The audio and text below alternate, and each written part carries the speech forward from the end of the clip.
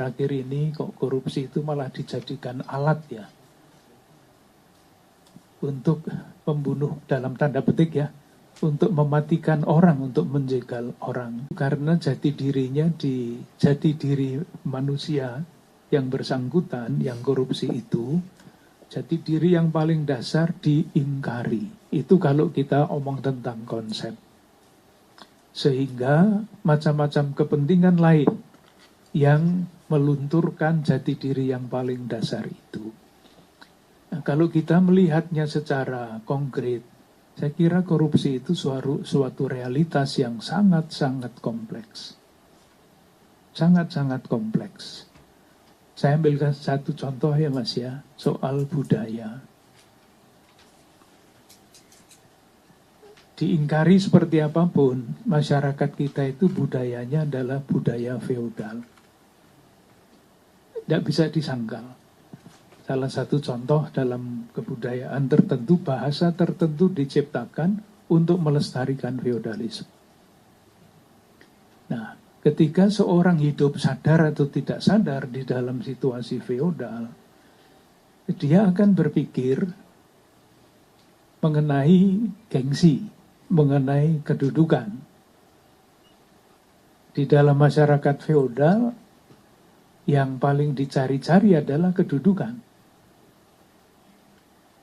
Status itu, status sosial, gengsi, dan sebagainya.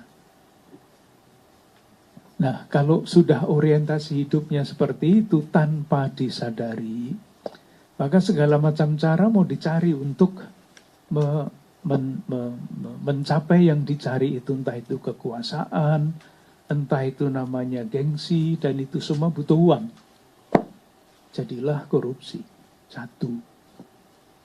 Yang kedua tentu saja adalah sistem tata kelola negara ini.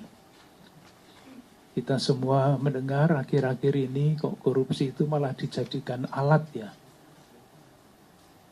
untuk pembunuh dalam tanda petik ya, untuk mematikan orang, untuk menjegal orang. Korupsi dibiarkan supaya nanti pada waktunya bisa digunakan untuk kepentingan tertentu.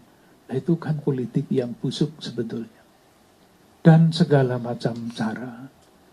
Nah, kalau ditanyakan gereja itu berbuat apa, tentu gereja itu kompleks Mas ya. Gereja itu bukan hierarki, gereja itu adalah umat. Maka harapannya tentu saja adalah kalau ditanyakan tentang gereja, salah satu selain suara moral yang ditulis oleh para penulis di koran, disampaikan di dalam wawancara di televisi, gereja sendiri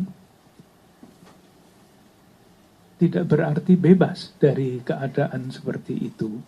Maka yang diusahakan oleh gereja, yang saya tahu di Keuskupan Agung Jakarta adalah membuat lembaga gereja itu transparan, sehingga dapat dipercaya. Tidak mudah.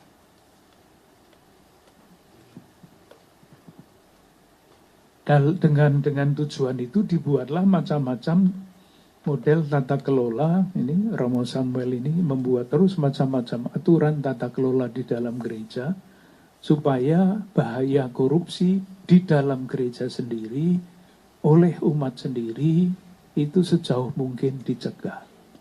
Harapannya, tentu saja harapan itu tidak selalu kesampaian Mas ya. Gereja sungguh menjadi lembaga yang terpercaya, menjadi komunitas kontras itu istilahnya. Ketika di masyarakat tersebar kecenderungan untuk korupsi, menggunakan jabatan untuk macam-macam kepentingan, di dalam gereja hal seperti itu jangan pernah terjadi. Sehingga gereja bisa menjadi itu tadi, komunitas kontras. Di gereja jangan sampai terjadi korupsi. Tetapi sekali lagi Mas, segala macam hal ada di balik korupsi itu. Korupsi adalah suatu realitas yang amat sangat kompleks.